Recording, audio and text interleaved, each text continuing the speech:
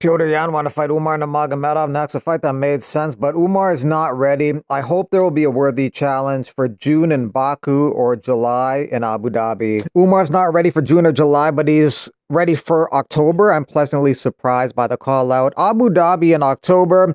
If they went to Abu Dhabi in October, that would be 2 events in Abu Dhabi in the span of 3 months. But regardless of where the fight would take place, he is ready to fight Piotr Yan in October. The UFC Nashville card on July 12th has added a couple women's fights to it. Fatima Klein versus Melissa Martinez in the strawweight division, and in the flyweight division, Lauren Murphy versus Eduarda Moura. Lauren Murphy has not fought in a long time.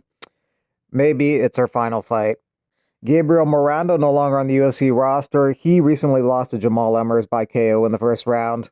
Justin Gaethje coming off a win over Rafael Fiziev at UFC 303, calling for a title shot against Islam Makhachev in June. He told the Shmuel, I'm ready to fight in June. I think Makhachev said he wants to fight in June. I'm hoping I got the call sooner than later. Oliveira already lost to Islam. Sarukian effed it up. I don't think they want to give it to him. I can see them giving it to Topuria. We'll see what they do.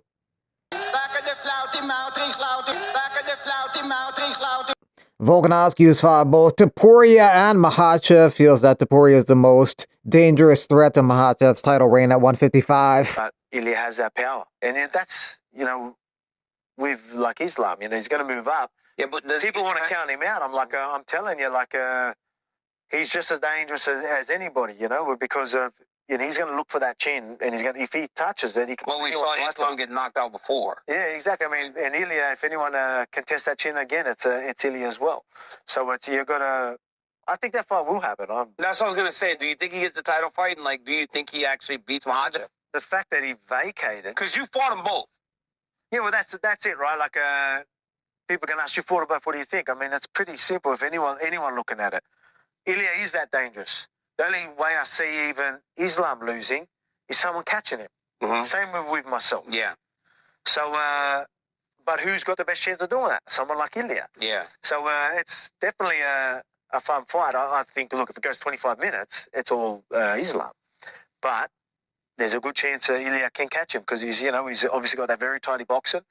Them earlier rounds, I think his takedown defense might help him a bit, and but them later rounds, what I thought, he would struggle with Max, but he was able to put him out before then, would be the same case with Islam. If Makhachev and Topuria fought, that would be a fight, not just for the lightweight title, but also for the #1 pound-for-pound ranking. That's something that Volk and Makhachev did a couple of years back, and Makhachev ended up winning that. He is still #1 pound-for-pound. Volk is now number 11. Topuria, number 3. Corey Anderson frustrated with not being able to compete in the PFL for quite a while. In 30 years of playing sports and competing, I've never been a year without competition. Here we are approaching a year and a month. #FightLife.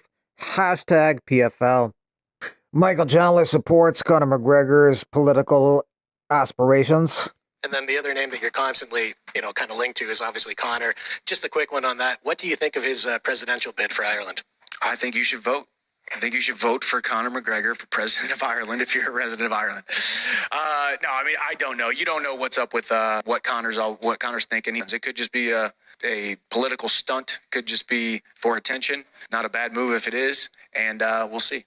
What UFC thinks about this new idea of Conor McGregor to become an Irish president? Or the Prime Minister of Ireland? Is that or a president, I think. I don't know. Prime Minister. Thank you. I don't know. I'm not really sure what to say about that one.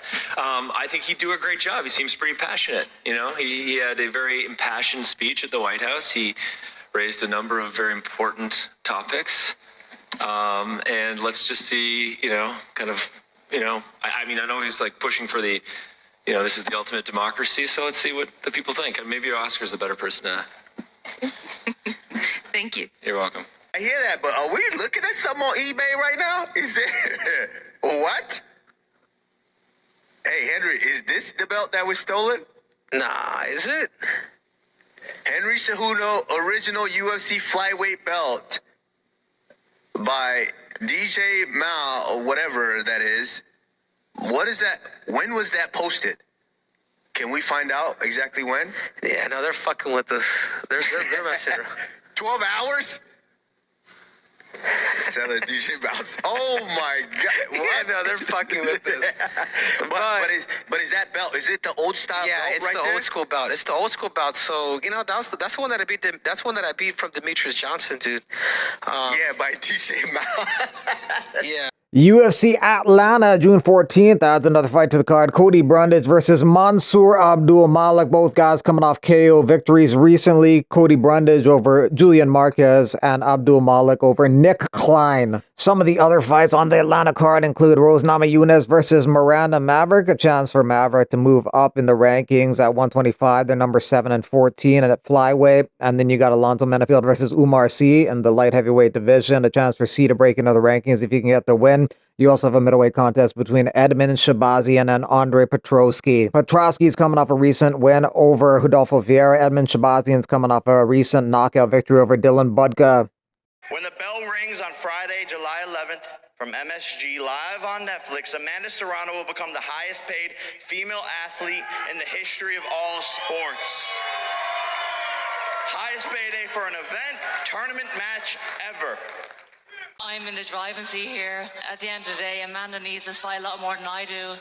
I have a long history of big fights against big names and a line of people queuing up to fight me for the payday. 2 of the 3, you shook on it, not knowing if I was gonna win or lose, Katie. I respect you, and I will continue to respect you in and out the ring, Katie, but we did shake on it, not knowing. And if you say that it's you called the shots, you could have called the shots that day. You shouldn't have shook my hand if you wasn't gonna. You need this fight a lot more than I do, Amanda. You know that if we have an extra minute, at the end of the day, I think the point of a 3-minute round was to prove to people that you get more knockouts. How many knockouts did you get in your 12 3-minute rounds? 0.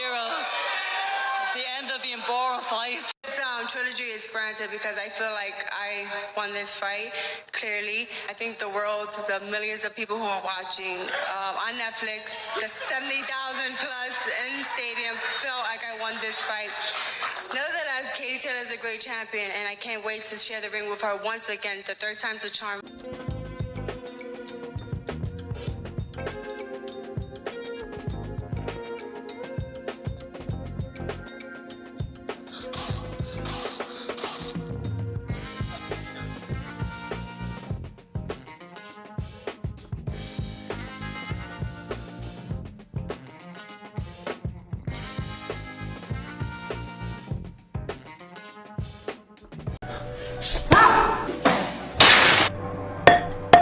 I'm Pascal Kraus. This is Eric Newbreed Coat, Joe K-San.